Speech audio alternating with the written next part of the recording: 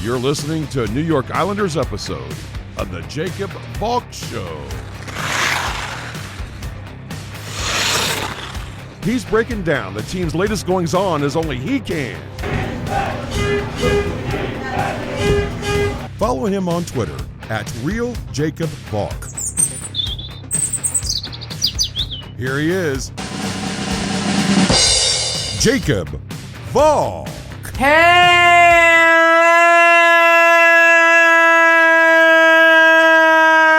Islanders fans! Welcome to another New York Islanders episode of the Jacob Valk Show. I am the Jacob Valk, except no imitation. Since I last spoke to you about the Islanders, they've gotten off the schneid a little bit. They've been getting points. They've been winning games. 9 days ago, they beat the Devils at UBS Arena to win their first game ever at the new arena. Granted, it was against Akira Schmid, not exactly Martin Brodeur, but still, a win's a win. The Islanders had to play a lot of bad players because of COVID. I'm not going to feel bad for any team being forced into playing a subpar player. But while the Islanders certainly look better than they did late last month, I really haven't been overly impressed with them. Firstly, the overtime losses and the shootout losses, yes, points are good, but at the end of the day, the Islanders are at the point where they can't leave any points on the table. They've got a ton of ground to make up and really not a lot of time to do it. I don't want to hear about games in hand. The Red Wings are in the second wildcard spot in the Eastern Conference. They have 33 points. The Islanders have 5 games in hand on the Red Wings. So let's say they win all 5 of those games. That would bring them to 32 points. So they're still behind the Red Wings. Don't give me the games in hand argument. The Bruins have a ton of games in hand. They're in a much better spot than the Islanders. The Blue Jackets have games in hand. The Flyers have games in hand. At the end of the day, the Islanders really needed to go on a big win streak. They haven't done that. They are 3-4 in their last 10. And you take a look at those 3 wins. It was against a bad Senators team, a bad Devils team, and a Bruins team that was playing without Brad Marchand and Patrice Bergeron. Also, Craig Smith, Anton Bleed, Trent Frederick, and Oscar Steen were out for the Bruins. I think it's safe to say that Marchand and Bergeron would have made a big difference in that game. I am not impressed with what I've seen from the Islanders. When I watch the Islanders, I don't see a playoff team. I see an old team. I see a slow team. I see a team that was just poorly constructed. You've got Lou Lamoriello bringing in his old friends, Andy Green and Zach Parise, and engineering a nice homecoming with Zdeno Chara. Great. Fantastic. All 3 of those guys are useless. Green has been dreadful. Chara's been dreadful. Parisi's been dreadful. And I guess the thing that ticks me off the most is that it seems like the Islanders are okay with playing these over-the-hill veterans over their young guns. Don't you want to see Oliver Wahlstrom more? Don't you want to see Kiefer Bellows more? Don't you want to see Sebastian Aho more? Don't you want to see Robin Salo more? Don't you want to see Austin Zarnik more? I'm not saying that all those guys are going to turn into great players. I just want to see them more than these over-the-hill schmageggies that really aren't going to give me much. At the end of the day, I feel like the die has been cast. Okay, the Islanders aren't making the playoffs. It's going to be very interesting to see if fans continue to go out to UBS Arena. I don't want to hear the pandemic as an excuse.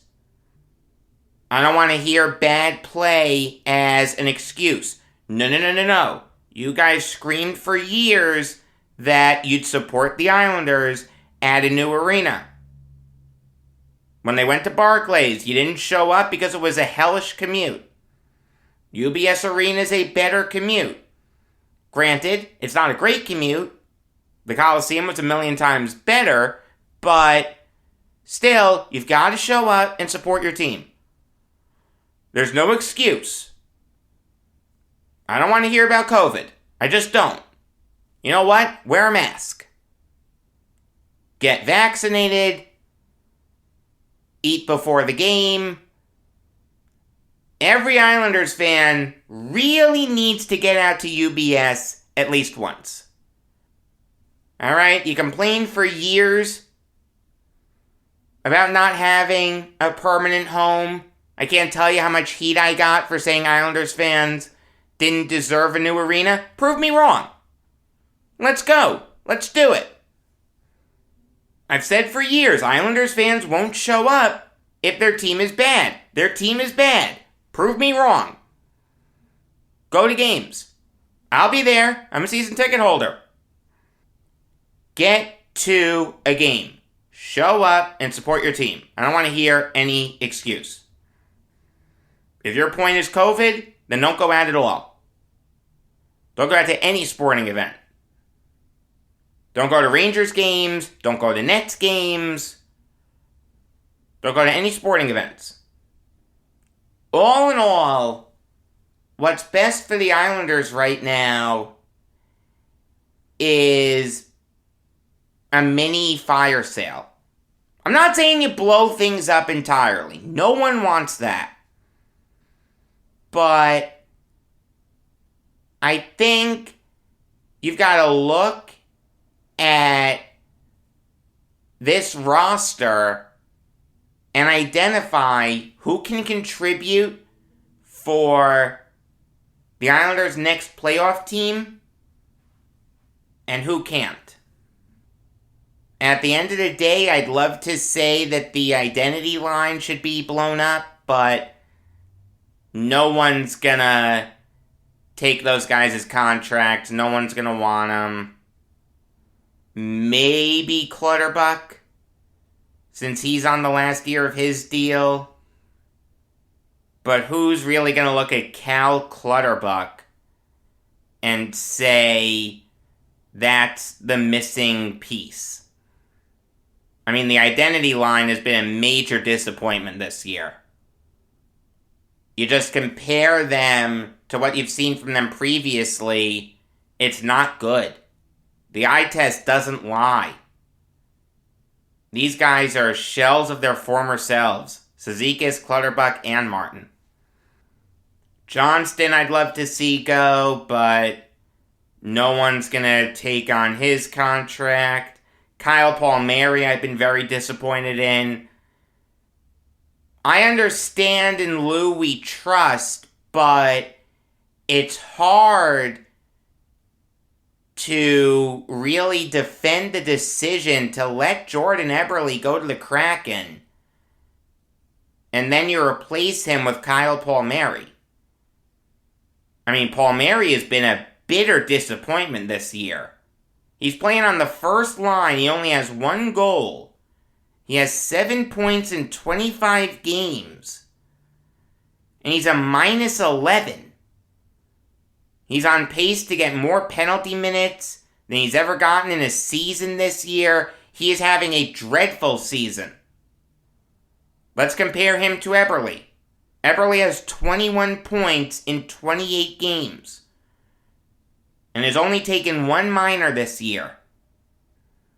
I understand that he's a minus 14, but think about what you saw from Eberle with the Islanders and think about what you're seeing from Palmieri now. Who's the better defensive player? The answer is Jordan Eberle. You can't always go by stats. You gotta go by the eye test. I mean, I just don't understand why you'd let Eberle leave when you could have just let Palmieri walk. He did nothing for the Islanders in the regular season. Had some good playoff moments, no question. But did nothing in the regular season. And Eberle had good playoff moments too.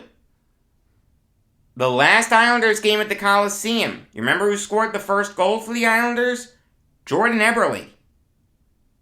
How about Game 5 against the Bruins? Very important game.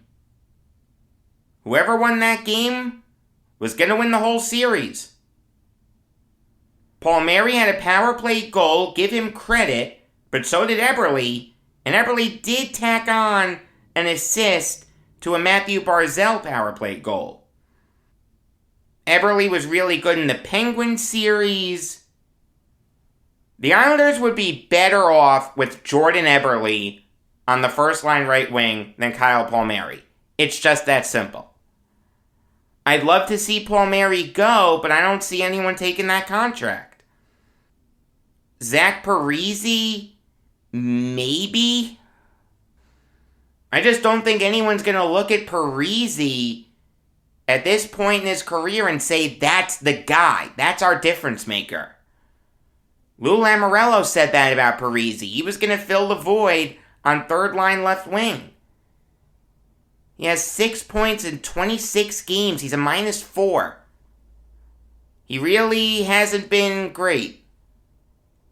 Zdeno Chara has 2 assists in 23 games. No one's going to want him. Andy Green has 4 points in 22 games. No one's going to want him. The best you could hope for those guys would be very low draft picks. And sure, I guess you do it, but there are really no reinforcements coming. The reinforcements are guys who are already on the team. They've just got to play more. I'll say this, though. There was one name that I left off the list. Haven't heard this guy mentioned in trade rumors, which is actually very surprising. I've heard people mention Parise, Green, and Chara on like a cursory level, nothing serious, but this guy I would trade. And I understand the issue with it, but it can be fixed. How about Varlamov? How about trading Varlamov? Ilya Sorokin is having the better season. By far. Not even close. There is no stat where Varlamov is better than Sorokin. Sorokin is also 7 years younger. Varlamov is set to make $5 million next year. the Islanders aren't in a great cap position. At this very moment, according to Puckpedia, they are set to have just under $15 million in cap room next year. But realize, that's not counting Noah Dobson. He's going to get his big boy contract soon. And in a perfect world, you'd beef up the D-man core a little bit more. Enough of bringing back Andy Green. Enough of signing these older players. Let's go younger. Let's go big game hunting. Let's make a trade for a big defenseman, like Garth Snow did for Nick Leddy and Johnny Boychuk once upon a time. I mean, wouldn't you love it if the Islanders went after a guy like Hampus Lindholm or John Klingberg or Colin Miller, as opposed to scraping the bottom of the barrel? I feel like Varlamov could get you something. I mean, if you're a team like the Blue Jackets that's looking to make a playoff push this year, that's on the outside looking in, wouldn't you want Varlamov? He's better than Elvis Merzlikins and Jonas Korpisalo. How about the Avalanche? Darcy Kemper hasn't been great. How about the Oilers? Mikko Koskinen hasn't been great. Stuart Skinner is probably their best goalie. You're not going to win a Stanley Cup with Stuart Skinner as your starting goalie. Sorry, that's just not going to happen. I could see those teams being interested. Now, I understand that you need a backup goalie. Alright, fine. Just give me some AHL goalie. It's kind of funny. The Columbus Blue Jackets AHL affiliate is the Cleveland Monsters. You know who's a goalie for the Cleveland Monsters? J.F. Berube, former Islander. I wouldn't mind bringing him back. Sorokin plays the lion's share of the games, Berube is the backup, fine. Even if I look at the Colorado Avalanche, their AHL affiliate is the Colorado Eagles. Give me Pavel Francouz. He has NHL experience. I'll take him as the backup. I'd rather have him than Corey Schneider. No one wants to see Corey Schneider play. In fact, the Islanders have bent over backwards to make it so Corey Schneider will never play. For the Oilers, it's really not great. Their AHL affiliate is the Bakersfield Condors.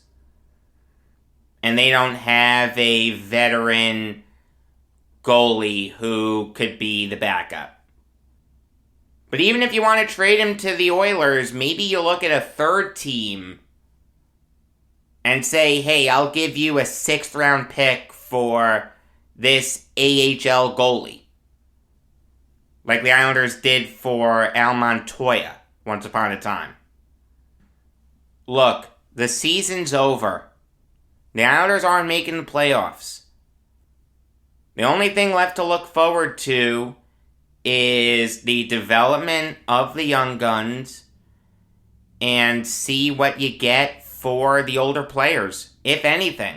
I think the only guy with any value that you'd be willing to trade is Varlamov. I mean, I really don't think guys like Chara, Green, and Parise are going to get you anything. Varlamov could get you something. It'll be very interesting to see how this situation plays out. Brooklyn Nets show comes your way next week. New York Islanders show comes your way the week after. Regular episodes of the Jacob Valk show come your way every weekday afternoon. Until next time, I'm Jacob Valk, and always remember, if you disagree with me, you're wrong.